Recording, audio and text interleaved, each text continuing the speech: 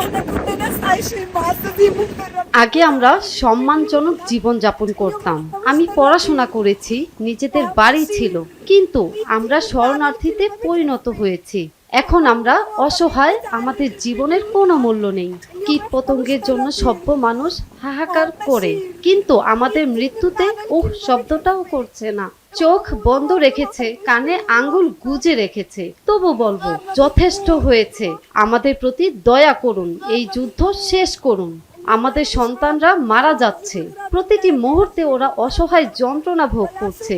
আমরা এখন ক্লান্ত, আর পারছি না। আল্লাহর কসম, আর পারছি না। আমাদের প্রতি দয়া করুন। ولا ادور لكم اكل ولا اشتغل كامل تعبنا فينا